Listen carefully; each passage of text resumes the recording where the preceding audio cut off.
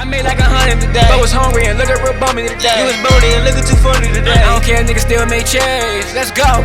What's going on, everybody? And welcome back to another episode of the Chatting with Cheeze podcast. I'm your host, Fat Cheeze, and y'all already know the motto: no gimmicks, only the real. This is episode 21. Y'all know what I need y'all to do. I need y'all to smash that subscribe button. I also need y'all to like and share the content, and let's get right into it. So this past Sunday, my Cowboys took another L. That make 3 in a row. This was another game right here. I mean, that it never really looked like the Cowboys had any, control over the game the whole time. I watched majority of it, but you just watched the game and you never felt like the Cowboys actually could win this game. Don't get me wrong, they had a couple of decent drives. They went down. Dak ended up throwing a miraculous touchdown to Rico Dowdle that bobbled around, but you never felt that the Cowboys really had a chance or was in this game. I picked Atlanta to win the game. I just felt like going into it, Atlanta was the better team. Atlanta has been playing some pretty good football, and I just felt like the trajectory that the Cowboys was on, like I said, I just didn't feel like that they would be able to go into Atlanta and play a red hot Atlanta team, leading their division, and be able to go in there and find a way to win. I was hoping that, but I had a feeling that it wouldn't happen. But the main topic of the game is we had a very interesting moment, and I want to speak on it. So I think around about the third quarter, or maybe whatever, Dak Prescott went out with a hamstring injury. He went out, said he heard something pop, was feeling a little discomfort. They ended up pulling him out the game and inserting Cooper Rush. But while on the sideline having a conversation with Trey Lance, the cameras panned over and caught Dak Prescott saying, "We effing suck," referring to the team and, the way that they've been playing and just how everything has been going. So, everybody blew it up, and me being the Cowboy fan that I am, it'll only be right that I speak on it. But before I speak on it, I just want to go ahead and run down some of the stats from Sunday's game. So Dak Prescott had 133 yards, 1 touchdown. He was sacked 3 times. Cooper Rush was inserted in the game when Dak went out with an injury. He went 13 for 25, 115 yards, 1 touchdown. I want to give some kudos to Cooper Rush because despite coming in, I felt like Cooper Rush had a pretty solid game. I felt like he was giving the receivers some good balls, putting it right there in the bread basket. He had a couple balls go off of some receivers' hands. CD dropped one. We know CD was battling with that shoulder injury for majority of the game. We now come to find out that it was a sprained AC joint. I believe it was an AC joint injury. He had one go to Tolbert that Tolbert couldn't quite reach out and grab. But for the most part, I felt like Cooper Rush came in and played a solid game when he was inserted into the ball game. Rico Dowdle gave you 75 yards. He had 75 rushing yards. He had 32 receiving yards and 1 touchdown. Jake Ferguson had 71 yards, 0 touchdowns. CeeDee Lamb had 47 yards. Jalen Tolbert gave you 19 yards. On the Atlanta Falcons side, Kirk Cousins went 19 of 24. He had 222 yards with 3 touchdowns. He had a 144.8 QB rate. Kirk Cousins had a great game. I like the game that Kirk Cousins had. He seemed poised. He seemed dialed in, but I feel like Kirk Cousins has looked good for majority of this season. Bijan Robinson had 86 yards. Tyler Allen Greer, I apologize if I'm pronouncing your name wrong. He had 18 yards and 1 touchdown. Darnell Mooney had 88 yards and a touchdown. Drake London had 27 yards and 1 touchdown. He went out with an injury after his first touchdown, and I don't think he returned to the game. Ray McLeod had 28 yards and a touchdown.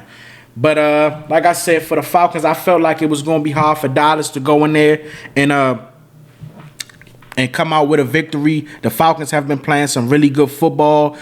I think after that win in Philadelphia, that they kind of got everything clicking, and now they just been on the road. They leading their division. More than likely, they probably going to win their division. So shout out to the Falcons. But back to the Dak Prescott comment of "we effing suck." I'm here to tell you, and I believe the rest of the Cowboy Nation is here to tell you, yes, Doc, you are absolutely correct. We do suck. Pause.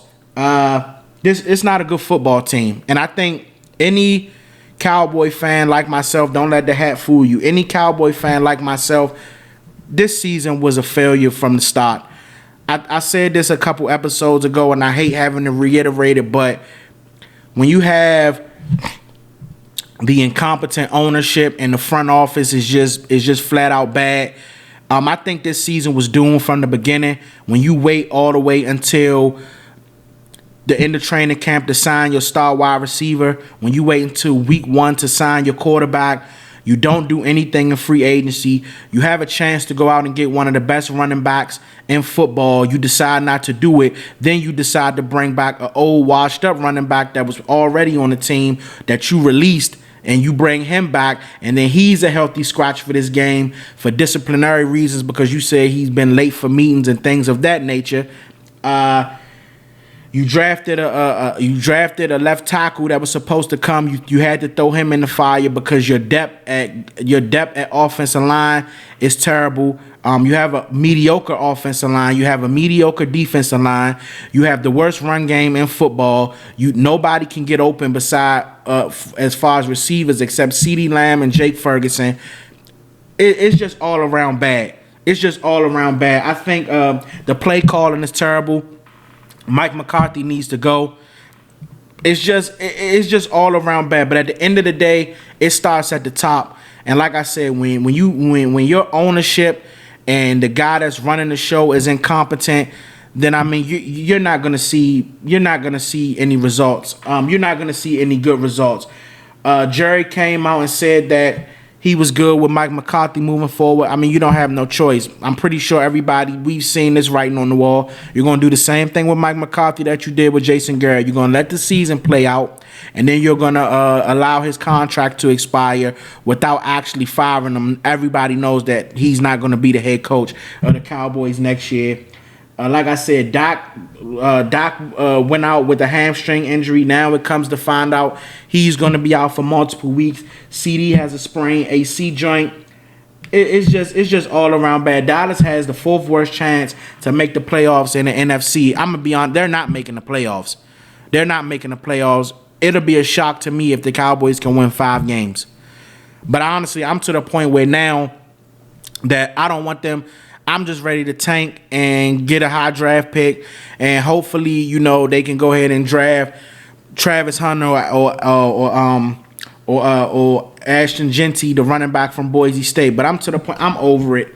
For all my fellow Cowboy fans, embrace it. Understand that this is just what we have to deal with. I never thought in my lifetime I would see where the Washington Commanders team and organization is being ran better than the Dallas Cowboys. I mean, not to mention, after the game on Sunday, Jerry comes out and says we're going to be in the mix as far as trades go. If you don't know, when this episode comes out, it's going to be past that. But today is the NFL trade deadline. So you know what Jerry Jones' definition of in the mix is for? He gave the Carolina Panthers a 4th-round draft pick for Jonathan Mingo. Do you want to know what Jonathan Mingo's stats are so far for this year? Jonathan Mingo has 12 receptions, 121 yards, and 0 touchdowns. And we're about to be in week 10.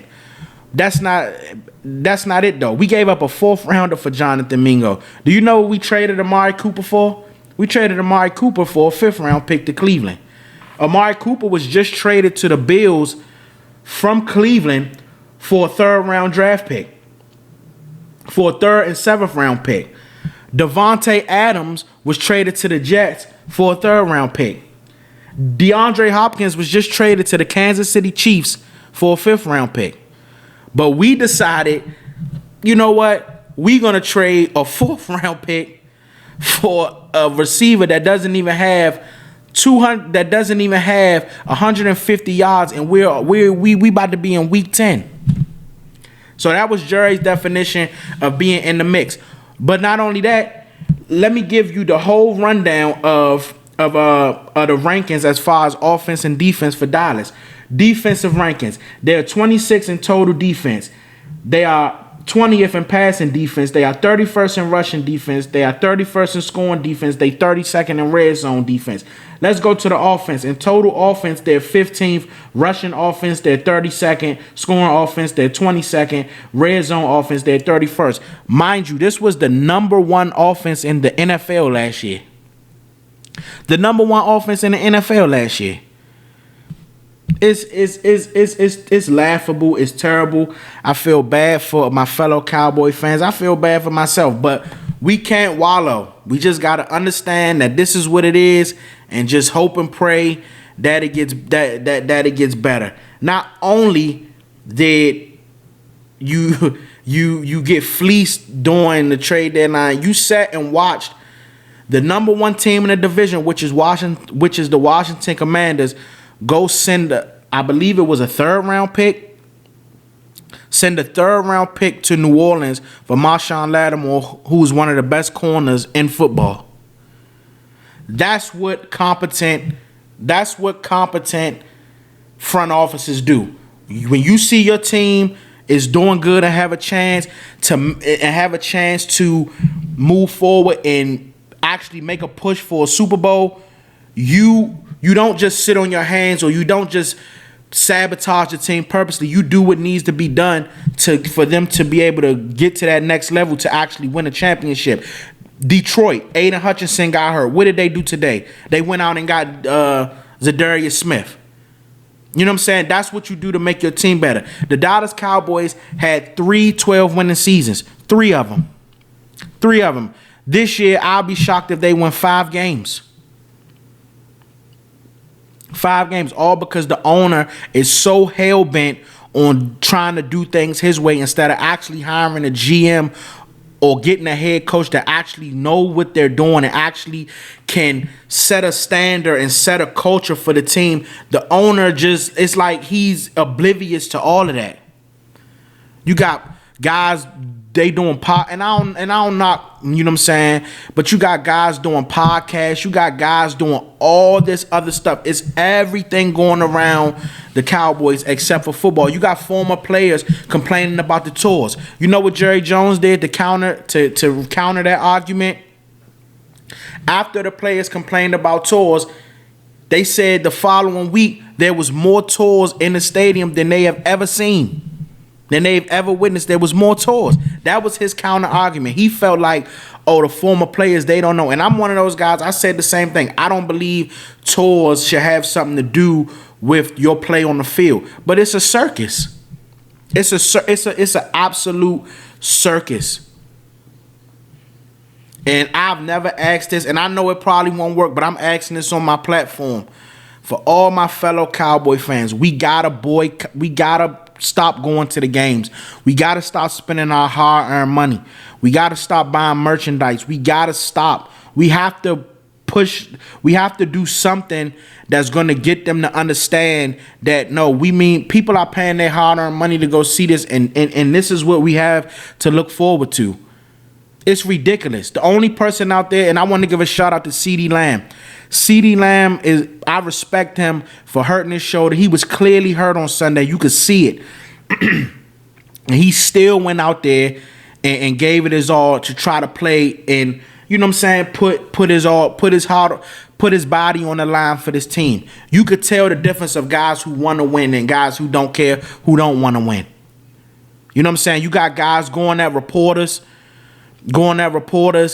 all this other stuff going around. The team, it's just horrible. It's a dumpster fire. Me personally, speaking for myself, I'm done watching them this year. I'll still be watching football because I got a podcast to do. But as far as watching them, I won't do it. And I won't keep giving them opening segments on my show when you have other teams that are doing way more and, you know what I'm saying, actually trying to accomplish something this year. The Cowboys are done. What Dak said, and you never want to hear that coming from your leader, what Dak said is the truth. We suck. Pause. I mean, it's the truth. If you don't, I mean, it is what it is. The proof is in the pudding. They suck. They're garbage. You got to accept it and you just got to move on. You got to accept it and you got to move on. A lot of people will say they think Dak suck. I can't argue with you on that. I've been one of those guys supporting Dak, going to bat for him for as long as I can remember, since 2000, since he's been in the league. Now it's to the point I gotta accept it. If somebody was to come to me and say, "Hey, Dak suck," or I can't argue with him. How? So we just gotta wait and see. And like I said, I think the season is over. And if you choose to watch them, enjoy it. I won't be watching them. I'm done with them. I'm picking against them every time on my predictions. The only realistic game I could see them winning the rest of this season is against the Giants on Thanksgiving. And the way the Giants just looked against the Commanders and the Steelers the week prior, I don't think that they probably gonna be able. They may be able to beat the Giants, honestly. But that's it for that. I just wanted to touch on that. Moving on, and we just gotta wait and see what happened. On to the next. So going back to Sunday, I don't know if y'all paid attention or not. Carolina played the New Orleans Saints, and the Saints ended up losing. The Saints ended up losing that game. But during that game, Derrick Carr threw a very questionable ball that ended up a lot of people thinking getting Chris Olave concussed and out for the game. He had to be put out on a stretcher and everything like that. They said, I think I seen something from his brother that said he was doing well. He was up and responsive and everything like that. But that pass from Derrick Carr got some interesting attention. And the main attention that it got was from former Saints wide receiver Michael Thomas. Michael Thomas sent off a various of tweets bashing, slamming Derrick Carr, slamming him. And I got one. I didn't feel like typing all of them, but I got the main one. If you didn't see and you choose to go look them up and see, but just go back and look up and see. It was a lot at what he said. But the main one that he said was, and I quote, this is from Michael Thomas' actual Twitter X account, and this is what he had to say. He said, "Dude tried to lie and say I was jealous of them making Chris wide receiver one whole time. He can't even get him a decent ball. He needs his AWS whoop." Y'all know what I'm saying. And a lot of people had different opinions. I seen a lot of people say that Michael Thomas sounds salty and all this and all. They were saying, he sounds salty, and some people agreed, some people didn't. My opinion on it is I agree with Michael Thomas. You heard Tom Brady say this out his own mouth. You never put your receiver in a position that could cause him, that can get him hurt. Derrick Carr throws a lot of throughout Derrick Carr's career, he's thrown a lot of medicine balls that have gotten, that have gotten receivers whacked. Like, and if you watch that play on Sunday, that's a ball that should have never been thrown. I'm glad Chris Olave get well soon. I'm glad, to see his brother tweet that he was up and responsive. But for them to have to bring a stretcher out and him be placed on a stretcher, that was a very hard hit. But real quick, I got a question. I'm gonna tell you, I don't fit. Now this is for all you Saints fans, because I find it ironic that now all of a sudden y'all losing games that I'm seeing tweets from former players other than Michael Thomas. I think I just seen a tweet from a defensive lineman or something after the game throwing shots at Derrick Carr. I'm seeing fans. This is what I want to know. Where was that same energy for Derrick Carr when y'all blew out the Panthers week 1? Where was that same energy for Derrick Carr when y'all blew out Dallas in week 2 and he went to Dallas and threw two touchdowns and had 125 QB rate? I ain't see that energy then, because it was some Saints fans that was trolling. Oh, this the year. We gonna do this. We gonna do that. I didn't hear a single person complain about Derrick Carr. Not a single person. And you know what I told? I told a lot of people, because I know some Saints fans. I said, give him time. The real Derrick Carr is gonna come out. He's gonna show himself. Lo and behold, Derrick Carr has arrived.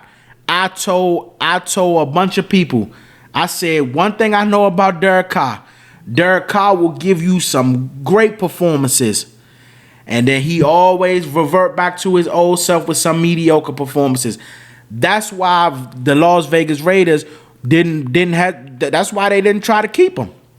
That's why he's no longer in Las Vegas. Derek Carr has always, and you can't say Derek he didn't have weapons. Derek Carr played with some of the best wide receivers in the game. He played with Amari Cooper.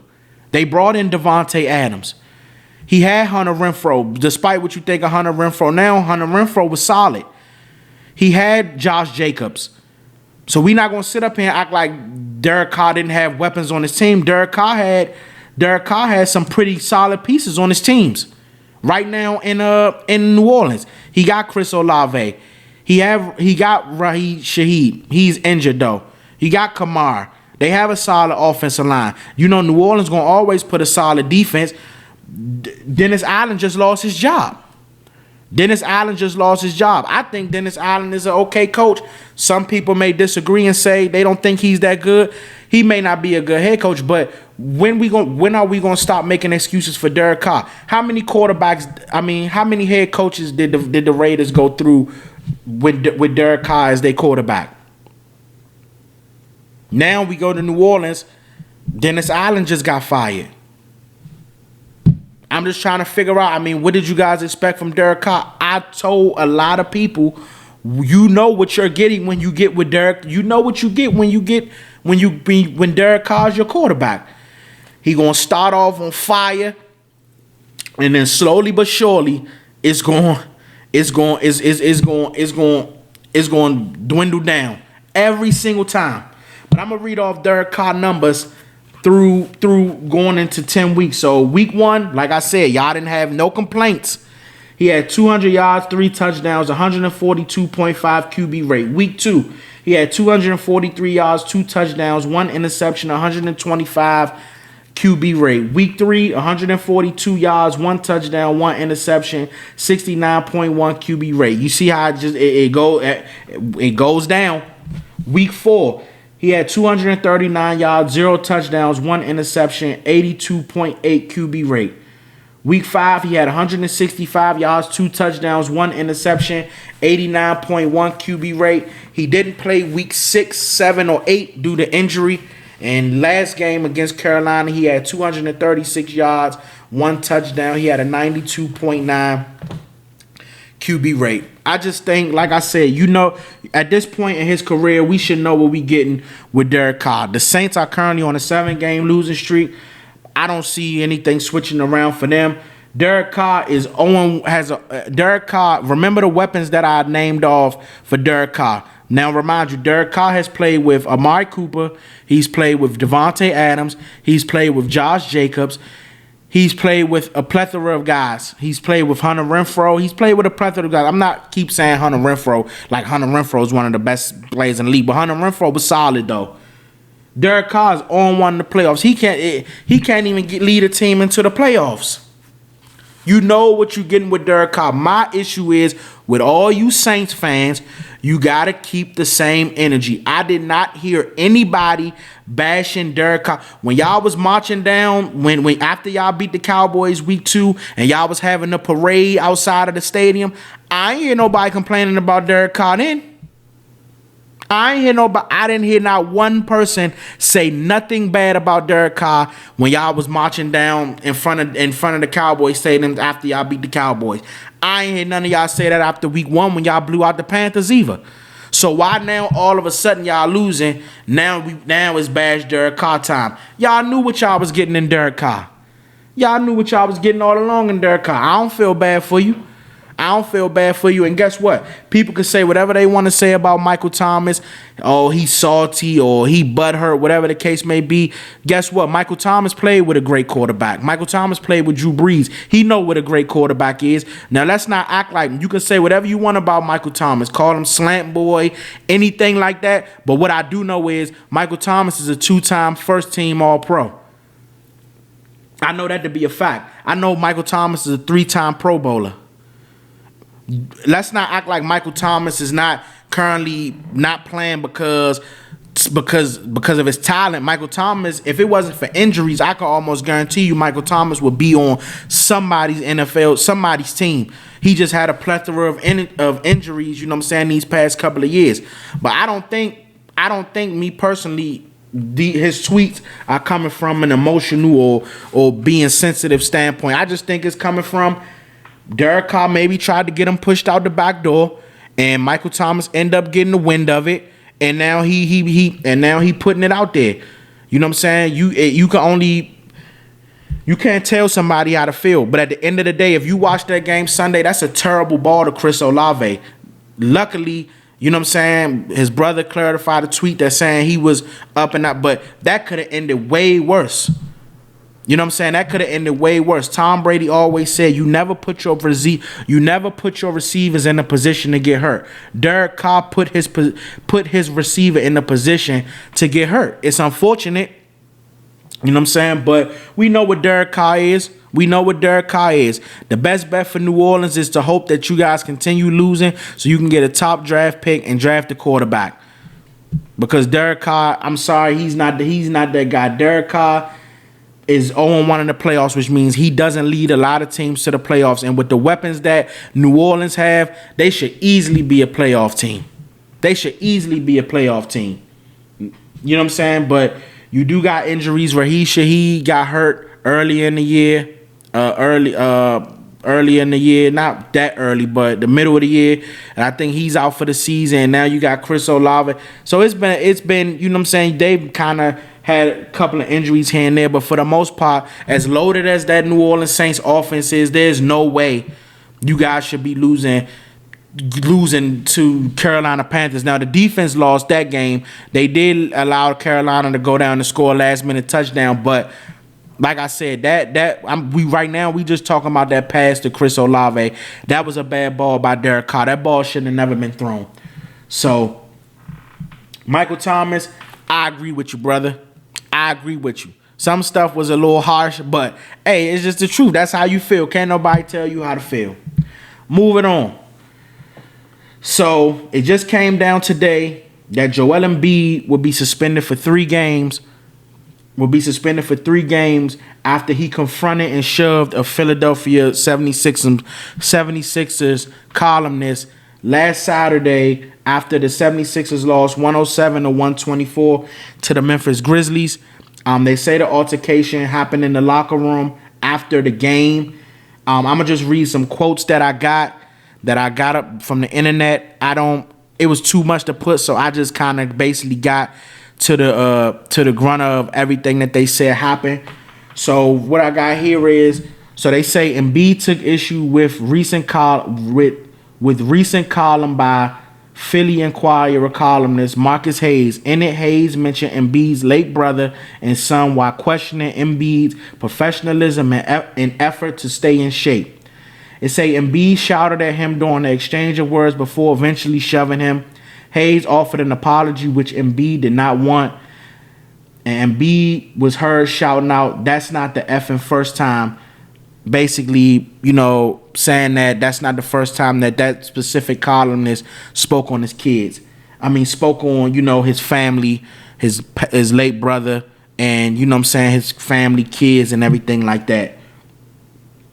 I just think with this situation like this, me putting my 2 cents in it, I just think when you decide to, and I'm not a columnist or anything like that, I decided to build my own platform, but when you're somebody like that and you decide to make a podcast or you decide to, you know, do journalism or whatever field you step in, I don't know this guy, Marcus Hayes. I don't know how long he's been doing this job. I'm not here to speak on that, but what we got to understand is that regardless of how we see these guys, they're humans at the end of the day. One thing about me, and I always said when I started this platform and when I started, you know, you leave family and stuff like that out of it. That's a sensitive subject that you don't touch on. And Joel Embiid is going through a lot. I understand, you know, when you're coming off of winning winning a gold medal with Team USA, you're coming off of that, you're riding high, you know, you end up, you know, the injury history, and to always have to be questioned about being in shape, being healthy, can you stay healthy? Then, you know, you had the quote about not playing the back-to-backs. And then, that's a lot to weigh on somebody's mind. Even if you think you can have your opinions all day, I'm pretty sure Joel Embiid tries to be out there on the floor. I don't think that Joel Embiid is just like, nah, you know what I'm saying? I ain't playing. I don't want to play. I think he's actually trying. But one thing about it, and I always learn watching basketball and things like that, you start the way things go. Joel Embiid started out hurt, being injured. He came into the NBA injured. You know what I'm saying? And it's just have went on throughout his career. Me personally, I think if Joel Embiid's healthy, he's the best big man in the game. Some people may say they think it's Nikola Jokic. I have no argument for that. I think you have a 1A, 1B. Some people have it. Me personally, this is me speaking for myself. I think when Joel Embiid is healthy, he's the best center in the game. I don't think Joel Embiid is purposely just not wanting to play basketball. Me personally, the back-to-back thing, I didn't find issue with that because I'm looking at it like if back-to-backs can keep you on the floor, if you not playing back-to-backs can keep you on the floor for us come playoff times, the most important times of the year, that's all that matters to me. You need Joel Embiid out there when it's time to push all your chips in the middle of the floor, and we trying to make that championship push. I don't care if the 76ers go 82-0.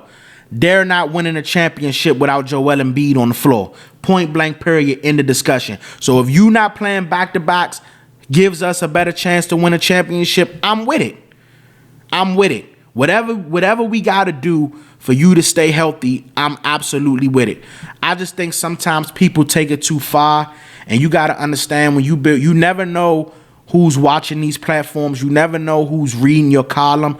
You never know anything. And once you start mentioning people's family and getting into stuff like that, that's a real slippery slope that I feel like you shouldn't go down, because at the end of the day, even though we look at these guys as NBA players, and to some people they're heroes, whatever the case may be, these guys are still humans at the end of the day. These guys still have emotions. They still, they still feel all the same things that we feel. So sometimes you got to take that into consideration, and to mention the man's late brother, and then on top of that mention his son, I think that was kind of out of bounds. But at the same time, I also just feel like Joel Embiid is going through a lot, because I don't know if this quote was said, I believe the same day or the day before the game, where Joel Embiid basically took a shot at all the people questioning him about not playing. Joel Embiid said, I quote, "I've done way too much for this effing city to be treated like this." Embiid says the narrative of him purposely missing games is BS, which, like I said, it's a lot. When you have to deal with people constantly questioning your health and if you truly want to play and you being in shape and everything like that, and then on top of that, your team is losing games. 76ers are currently 1-5, and then you read something where somebody's mentioning your late brother and your kid. It's just a lot to weigh on your mental. And I understand, you know what I'm saying? Unfortunately, he was suspended 3 games behind it, but I think the NBA felt like, they had to do what they had to do. So I believe he'll be suspended, and if I'm reading it correctly, they said that next Tuesday he will make his debut. So that'll be his first game played this year, and hopefully, fingers crossed that Joel Embiid can stay healthy. I want to see Joel Embiid play. I enjoy watching him play. People can say whatever they want. To me, when Joel Embiid is healthy, I feel like Joel Embiid is the best big man in the game. Like I said, other people may defer and say they don't agree. They'll give it to Jokic. I love Jokic too. I think Jokic is like that. But it's hard for me when I watch Joel Embiid, just the pure dominance, everything he's able to do. It's kind of, it's like when it comes to him and Nikola Jokic, it's 1A, 1B. I'm not mad at either choice. But sit this 3 games out, learn from this, get healthy, and I look forward to seeing Joel Embiid out there next week, and hopefully he can stay healthy, fingers crossed, and we can go ahead and get another dominant year from him. moving on. Last topic of the day. These are my week 10 predictions. So last week I did pretty good. I went 10-5. Like I said, y'all know this my spiel to y'all every time. These are my picks. This is what I believe. If you choose to use these, that's on you. I'm just going off what I think. So I'm going to go ahead and give y'all my week 10 predictions. Who I have this week. Starting off with Thursday night football. I went Ravens over the Bengals. I just don't think the Bengals are good this year. I think the Bengals. I was shocked that the Bengals didn't actually trade anybody today. I was expecting T. Higgins to possibly be moved, but he wasn't. I just think this year is one of them years where the defense is too bad for Cincinnati for them to try to. Normally, you'll see Cincinnati have a slow start, and then they'll be able to pick it up towards the end. I just think this year is one of them years where the defense and stuff is not as good to where they can go ahead and make that late push. So I went Baltimore over the Bengals on Thursday night football. I went Eagles over Cowboys. I went Giants over Panthers. I went 49ers over the Bucks. I went Bills over the Colts. I went Chiefs over the Broncos. I went Falcons over the Saints. I went Bears over the Patriots. I went Commanders over the Steelers. I went Vikings over Jags. I went Chargers over Titans. I went Jets over Cardinals. That one right there is a pretty tough one. I don't know, but I'm gonna stick with the Jets. But I don't know though. I went Lions over Texans. I wish the Texans was healthy for that game. That would have been game of the week right there. And then for last and not least, I went Rams over Dolphins. So those are my predictions for week 10. And yeah, that's pretty much it. Like I said, these are my picks. If you choose to pick them, that's on you. Don't call me talking about, yeah, man, I went with your picks. No, that's on you. This is what I think. So that's it for this episode. I appreciate y'all for tuning in. Y'all know the motto, no gimmicks, only the real. I need y'all to smash that subscribe button, and don't forget to like and share the content. This is episode 21. I appreciate y'all.